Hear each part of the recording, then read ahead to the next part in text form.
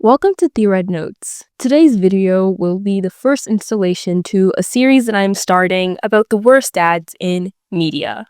So, I honestly thought that it would make the most sense to start with Clay Puppington from Moral Orel.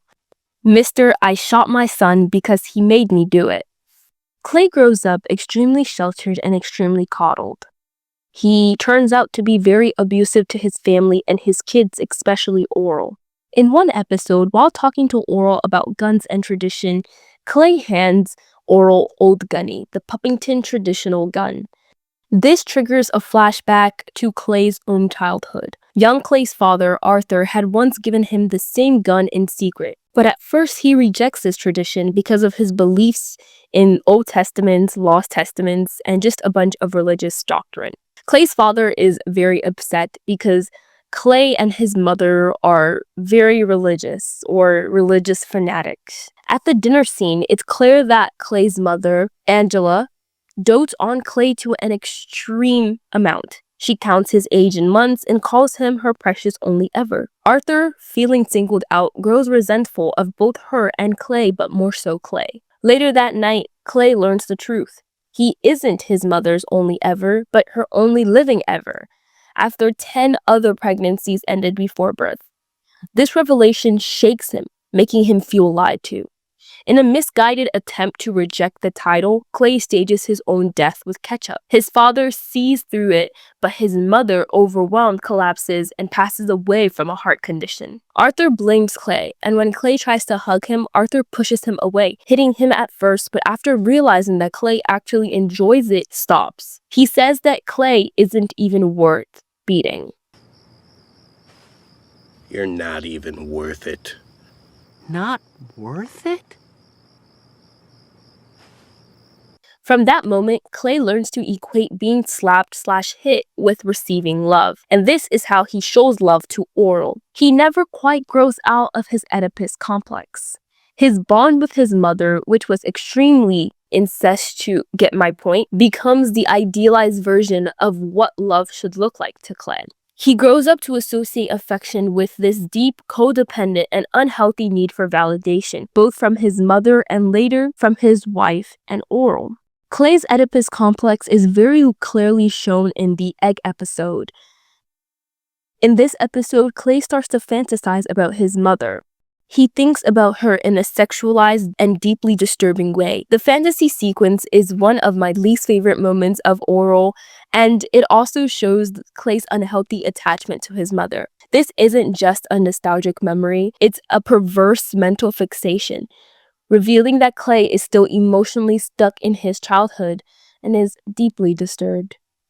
The fantasy is grotesque in its implication.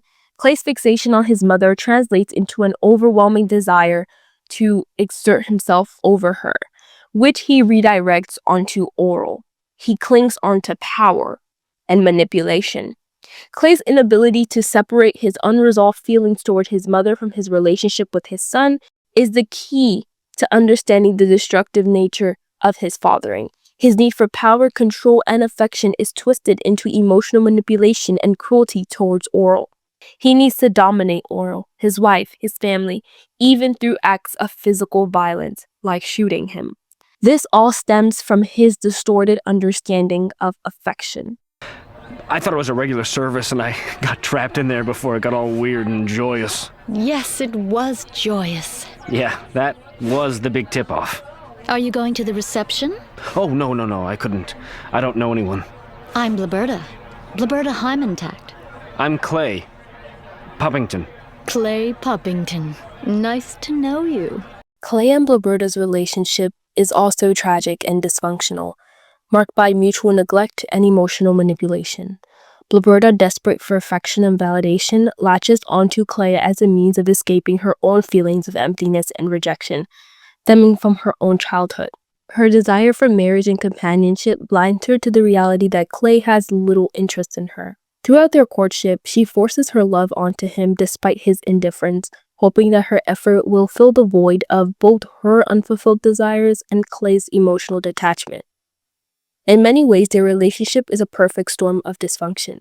Blaberta longing for control and her need to feel needed, coupled with Clay's inability to connect emotionally sets the stage for a loveless, unbalanced marriage. Roberta's tragic cycle of self-destructive behavior and Clay's reliance on alcohol as a coping mechanism further compounds their inability to communicate, leading to a deeply unhappy, codependent relationship that they're both trapped in. I already made a pretty long and detailed video on Roberta and Clay's marriage, so I think that if you want more information on this, definitely go check out that video. But more so on some theories that I've seen online. I've been seeing a lot of talk that Roberta raped Clay, particularly that she may have forced him into sexual intercourse with her while drunk. Honestly, I see a lot of merit in this theory because Clay never wanted kids. Clay still doesn't want any kids, and his family is kind of a trap for him. Now, I don't think this excuses any of the actions that Clay has done, but it definitely justifies them in his head because he never wanted any of this, so none of it is his fault.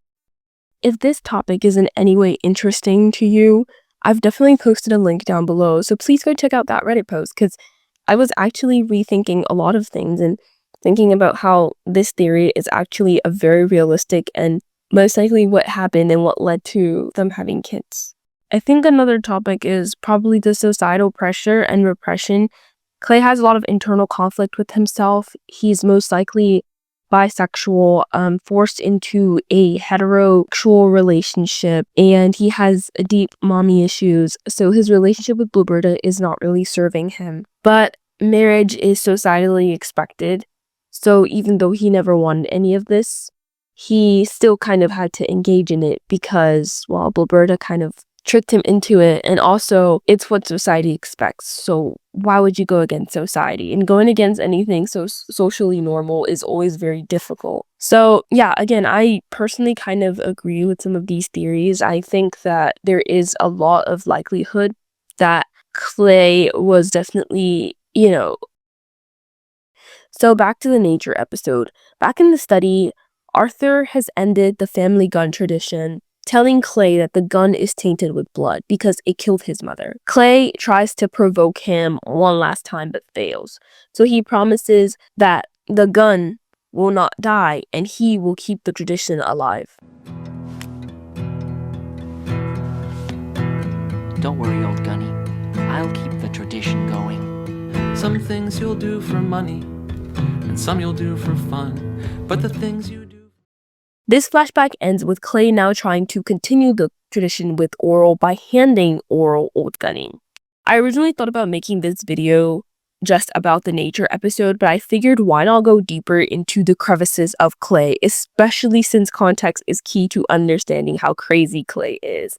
These backstories and introductions are crucial to mapping Clay, and I think they show how visceral, heartbreaking, and traumatic abuse and generational dysfunction can affect a family. One thing I want to point out is Orel was genuinely excited for this moment to bond with his father. In a previous episode, he was talking to Joe about the trip and was genuinely excited and was happy to bond with his father. Heck, Joe was jealous of Orel because he gets to do things with his father, but it's clear that Clay doesn't care about what his son wants or doesn't care about what his son likes or doesn't care to make his son happy, doesn't care to make his family happy. He only cares about him. This hunting trip was a break for him to get to indulge in as much alcohol as he wanted and free from any of the society or his wife or just anybody who could tell him that he couldn't do anything. So when Orel is telling him that, hey, like, can we actually hunt? This is a hunting trip.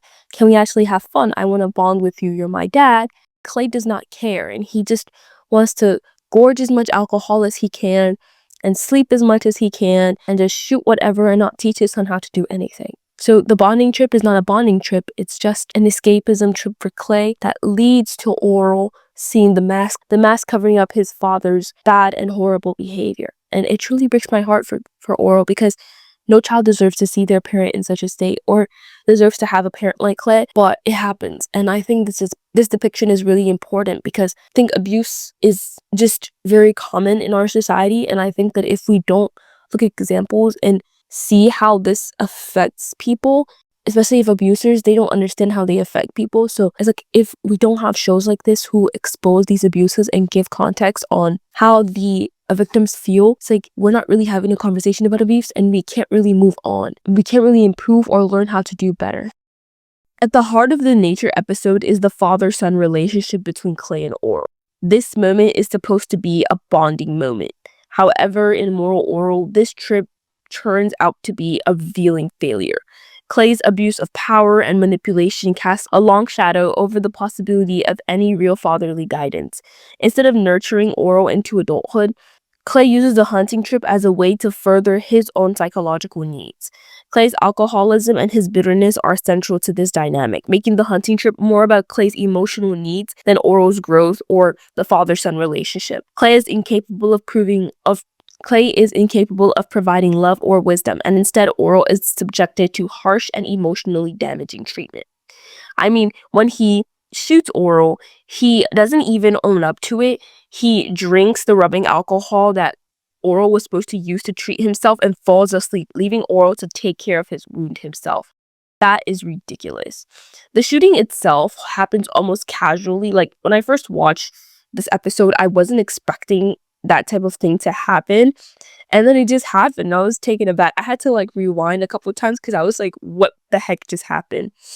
But it happened. One thing about the nature episode that I have always found particularly fascinating was the fact that although Oral was excited for this trip, he wanted to plan and prepare for everything, because I mean, that is what you do when you go on a hunting trip and are in the middle of nowhere. Well, they're at the Moralton Resident Reserve Park, but I don't care. It's the middle of nowhere. They're bears. They're a bunch of animals that could kill.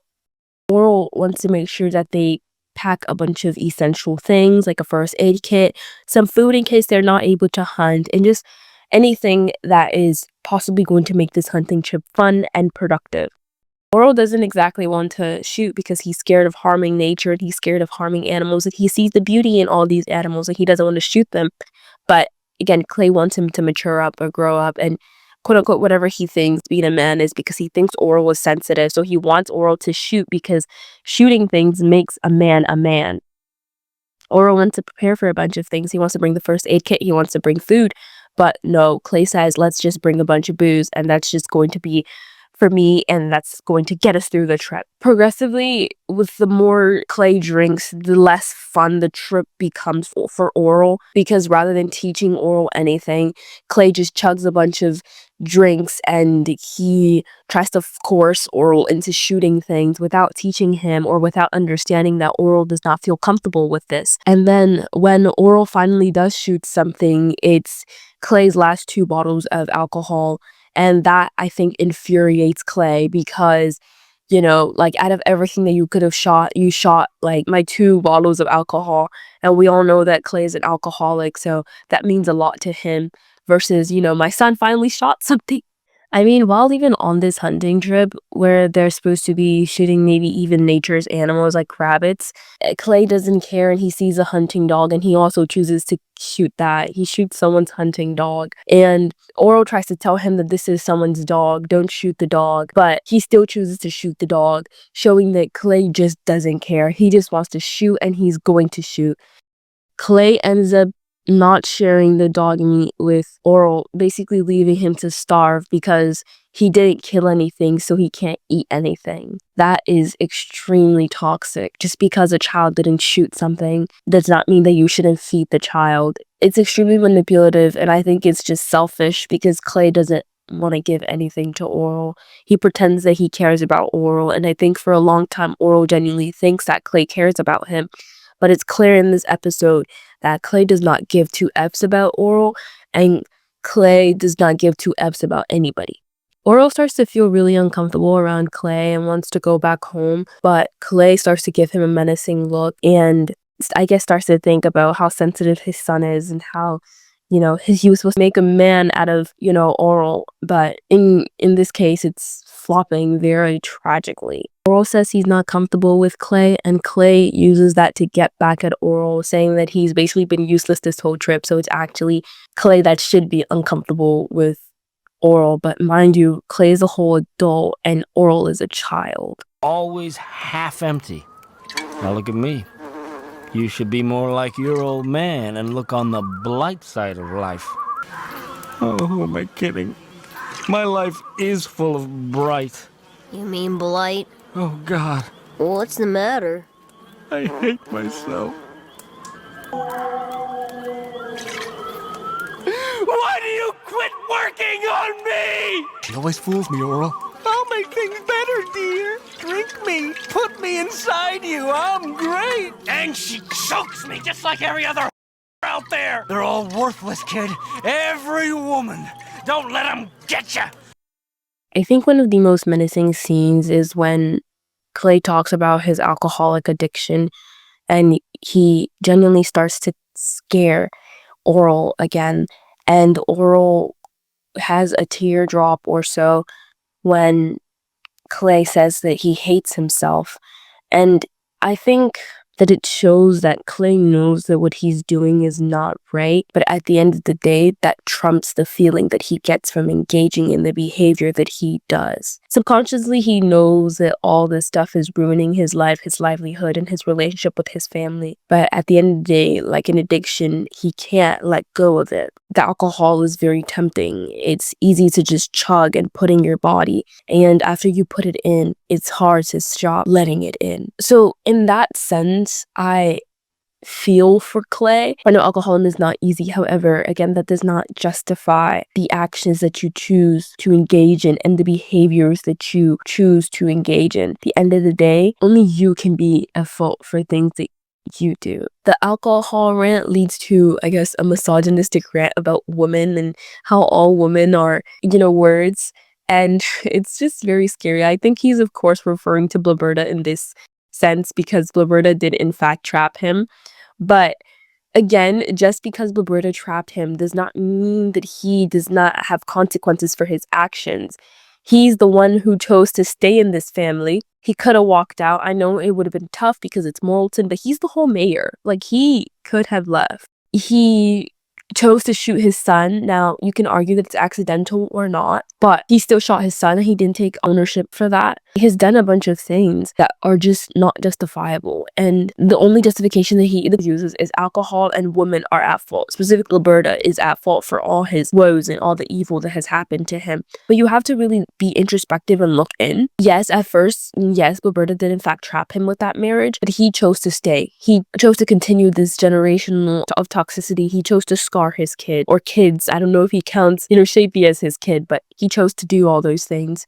So I think there's a certain line, and after a certain point, you have to really think, is it me or is it others? And if everybody keeps looking at you sideways, you really have to think, yes, maybe it is in fact me. If everyone is walking out of your life and seeing you for the person that you are, you're no longer the victim in that situation. You might as well just be the abuser. It's just that when he drinks, he changes. Oh, he doesn't change, Oral.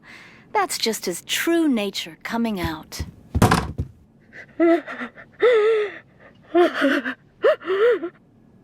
Oral, in the moment of shock and horror, shoots. I don't think he did it on purpose. Again, Oral doesn't even really know how to operate a gun, I think. I think he was just very shocked and he wanted to protect himself because his father was looking crazy. So he accidentally shot his father's 2 last bottles of alcohol. Clay tries to pull his belt out of his pants because, as Clay does, every single time he wants to teach, quote-unquote, Oral a lesson, he has to get a belt to try to hit Oral. And he's not even able to do this, and it's just absolutely pathetic. Oral tries to help his father, but Clay aggressively pushes him away. Clay starts crying like a little baby, and again, I think it's very clear that Clay is a trapped kid in an adult body, and he's breaking everyone that he touches, breaking every glass that he touches. Clay then says that it's time for Oral to become a man. He constantly says this, but I don't think Clay even knows what a man is. He doesn't, because this is a man doesn't shoot his son. Like, let's be for real right now. A father does not shoot his son. Now, I think there's an argument for whether this was accidental or not. I think there's a good argument for it not being a mistake, because before Clay shoots Oral, he says, Get off by mistake! There aren't any mistakes either. No mistakes, no accidents, no flub-ups, no boning. Don't butt me! So that means that if he shot his son, then he purposely did it and it was meant to happen. This, I think, makes Clay an irredeemable monster, because if he does in fact believe that there are no mistakes and no accidents, and he shot his son, and his son was telling him that, oh, you could accidentally shoot me, and he's saying, oh, there are no accidents if I do that, that means that Clay just does not give two Fs about his son, and he does not care whether he harms his son or not, and he doesn't care about the possibility of killing his son.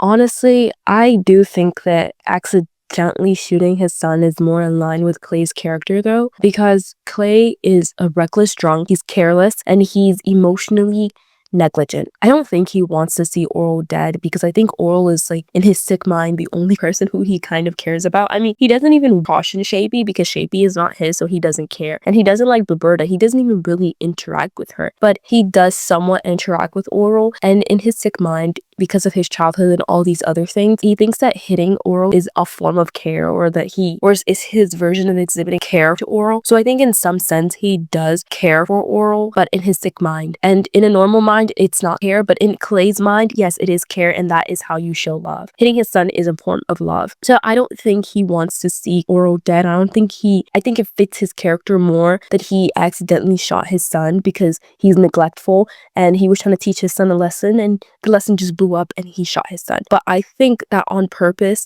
thing where he was talking about there are no mistakes and there are no accidents also makes a lot of sense, because if we're talking about true nature, and if Clay's true nature is his drunken state, then his ability to shoot his son in his drunken state maybe solidifies the fact that he doesn't care about anyone in his family, and he doesn't care about anyone in this town, and that he might be just straight evil, a straight up villain. I do like the grayness, which is the accidental. I do think that the accidental grayness is a little bit more interesting, but the on purpose, just straight up, he shot his son because he wanted to, shows how deeply broken and villainous Clay is. Like, he's not redeemable. It crosses a line and it's completely irredeemable from here. Like, it's cartoonishly level evil. After shooting Oral, Clay basically tries to gaslight Oral and tells him that a shooting is God's nature spanking. Extremely manipulative, extremely toxic. It's crazy. You shot your son. Like, that's not nature. It's not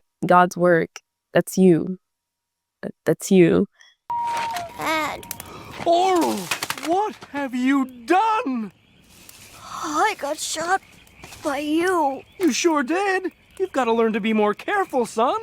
He then uses Oral's lucky and favorite shirt to tie a tourniquet around Oral's leg. And that is just crazy because Oral loves the shirt. He could have used his jacket. He could have used one of his things. Like, he didn't give a F about any of his things, but he uses Oral's lucky shirt again to teach Oral a very sick lesson. And he basically says, my lucky gun outweighs or overthrows your lucky shirt. And then Oral says, there's rubbing alcohol in the bag. I brought a first aid kit. Please try to use this to help me with my wounds. And he instead chooses to drink the rubbing alcohol. This is just crazy. Like, you can't come back from this. You can't come back from this.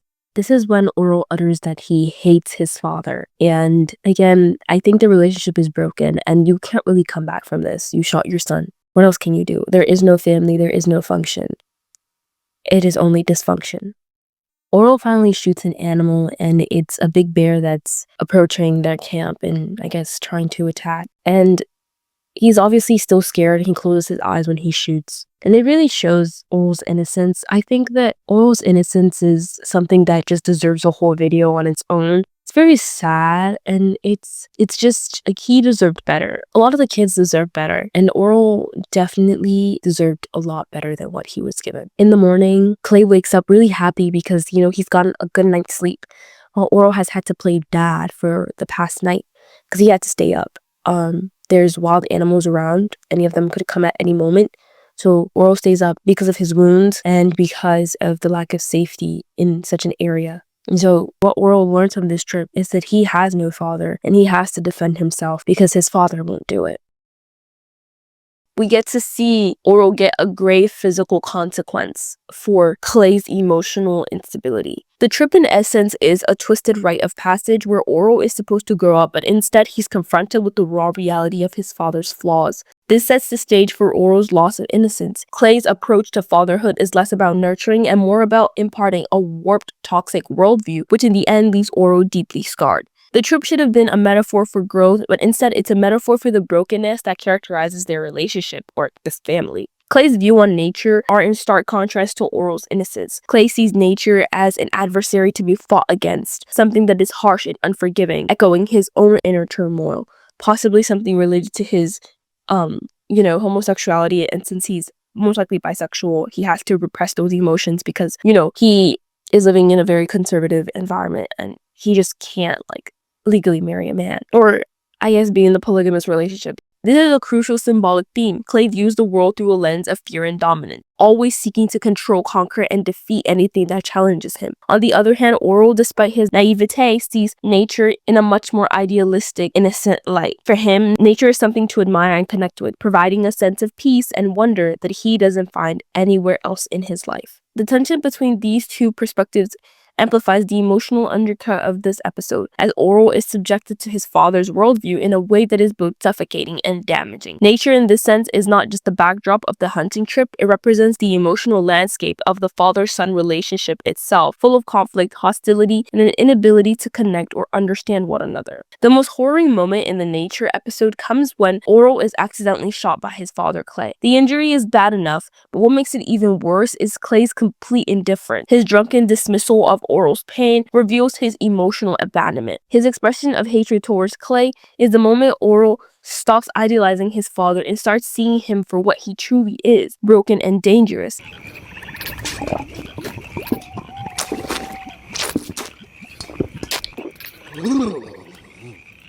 Whoops. I hate you.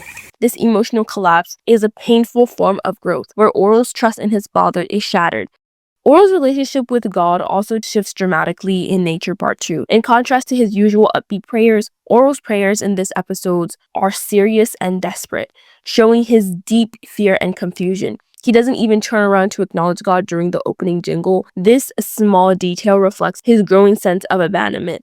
Just as Clay fails him, Oral feels that God is distant or silent, leaving him feeling utterly lonely, reinforcing how disconnected Oral feels from both his earthly and spiritual father. The shooting combined with his faltering fate forces Oral to confront the reality that neither his father nor God can be relied on. It's a sobering loss of innocence, one that completely alters Oral's worldview. Instead of the hopeful child who once prayed with optimism, Oral now faces a harsh, unfeeling world, leading him to question everything he once believed in. This turning point sets the stage for Oral's darker, more complex journey moving forward. I think Oral had always been a little good, praying Christian boy who follows his father, abides to the rule of the book, and does everything as gracefully or as biblically as he possibly can. And I guess in his mind, he probably thought that, if you do things as accurately and by the book, and if you show God that you love God, that nothing bad could possibly ever happen to you. And that, his father is his role model. His father could never do him wrong. And I think this episode really exposes a sad and brutal reality to Oral, and it exposes that Clay is a horrible person, and that being a good Christian or being a good religious person does not stop bad things from happening to you. The sacrifice episode also shifts the focus away from Oral and instead delves into Clay's emotional unraveling. At this point in the series, Clay's character is already in freefall, and this episode explores the depth of his self-loathing and bitterness. It's one of the darker episodes in the series, laying bare Clay's complete collapse. In many ways, Sacrifice feels like the culmination of everything that has been building in Clay's character throughout the show. Here's a deeper dive into some of the key moments of the episode. Clay's alcoholism and self-loathing. The opening of Sacrifice is a powerful depiction of Clay's despair and self-hatred. Clay believes that he has made countless sacrifices for his family, but in reality, all he's done is sink deeper into bitterness and alcoholism. He sees himself as a martyr, someone who has given up everything for his family's benefit. I sacrificed. The ultimate sacrifice. My happiness. For my kids. You bet I did. You bet I did. But the truth is that all his sacrifices are self-serving and destructive. His worldview is utterly warped, seeing himself as a victim in every single situation, never acknowledging his role in the dysfunction around him. I mean, he blames Oral for being shot. That's crazy. He never even apologizes to Oral and eventually guilts Oral into forgiving him, but then Oral realizes that, wait, I don't need you in my life. He doesn't need Clay. And the bar sequence in this episode is one of the most fascinating portrayals of Clay's relationship with the town and the people around him. It's a space where Clay's hypocrisies are fully exposed. He lashes out at everyone, blaming them for his misery, but in reality, he should be angry at himself. This sequence also reveals his sense of superiority over others. He belittles and criticizes those around him, trying to provoke them and get them to hit him, all while trying to mask his own deep insecurities. And that you never acknowledged his existence because you knew deep inside that you were really what you feared you were. Weak and passive and ultimately broken by the ones who were made the fittest. I think at this point you're probably like, whoa, Clay, wow, being introspective, he's really changed, wow. Talking about how, he possibly might have some issues, but then we get to... And that through your weaknesses you built up a poison that poisoned others around you. That you loved. Wow, poison. Okay, yeah, you do have poisonous behavior. Wow. And then... And the only true justice was to let those dominant jackals feed on you, survive off you. Boom, it's actually everyone's fault. Mind you, Clay was targeting a lot of these people in this bar because they're role models to Oral, and also the doctor particularly is someone who Clay believes that Blaberta cheated on him with. So he's trying to victimize himself, and he's also trying to make himself look like he's better than these people. And at first it starts with, oh, I really feel bad for you, but then he starts to shame everyone to the point where they start throwing things at him, wanting to punch him. But he eventually realized, is this guy really worth our energy? And the answer to that is no. If that one gets too sweaty, I got an extra one for you. Come on, Doc. It's a nice one. Clay, maybe the doctor would like to be left alone. Oh, is that so? He says things that drives emotions, and then he quickly switches into his actual energy and how he actually feels. When he's going on about how he feels that he's broken, he then says something along the lines of, is this tugging at your heartstrings enough? Or is this good enough? Meaning that he doesn't actually understand the errors or the wrongs in his behavior, and he's just saying these things or doing these things in order to make people feel bad for him. He's basically trying to gaslight and manipulate people, similarly to how he did it with Oral. It's really easy in some moments to think, oh, wow, this guy is really trying to be introspective, but then he bounces back and finds a way to make it the opposite of introspective, and in turn it becomes another way to feel his ego, his narcissism, and his belief that he can do no wrong and that he truly is superior to everyone else in this town, when he's literally not. Ooh, the long arm of the law. No, Roger. Yeah, Roger, listen to the wife murderer.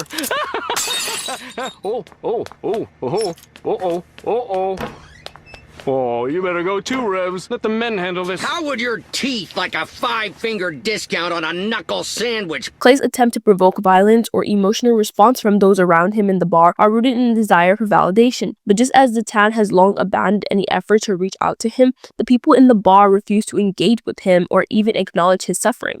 They too see him as not worth it, not worth the effort to engage or even care about, similar to how his own father, Arthur, treated him.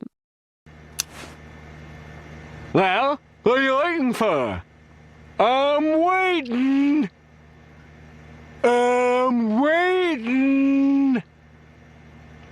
Well, it looks like the only fists that are raised in this town are pacifists.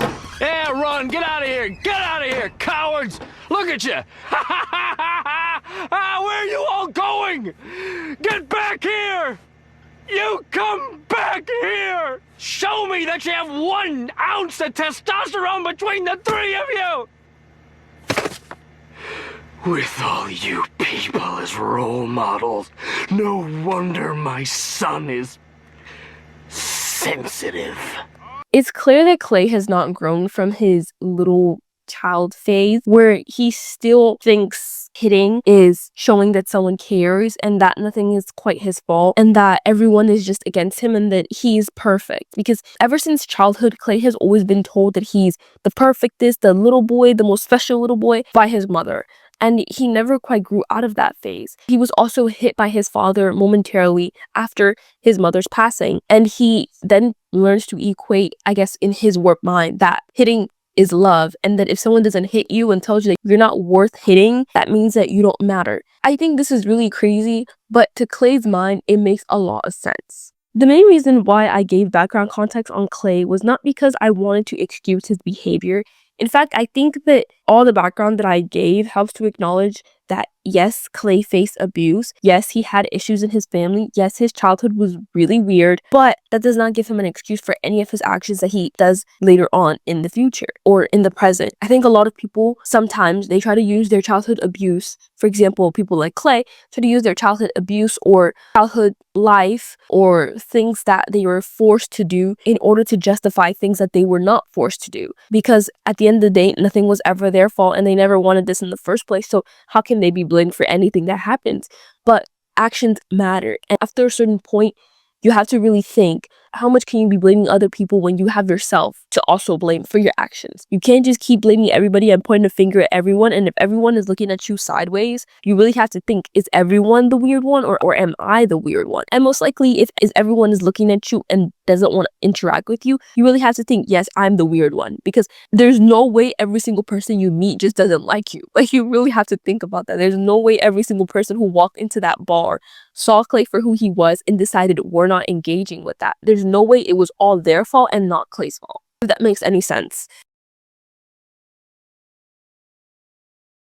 So, thank you all so much for watching my video. I know I rambled a lot, but I hope that you guys enjoyed this video. I will be making more videos on this series coming soon, so definitely stay tuned. I have a lot of ideas for characters, even anime characters, because I watch a lot of anime, but like, there's some people who I also want to include, like, from real life shows, not just cartoons.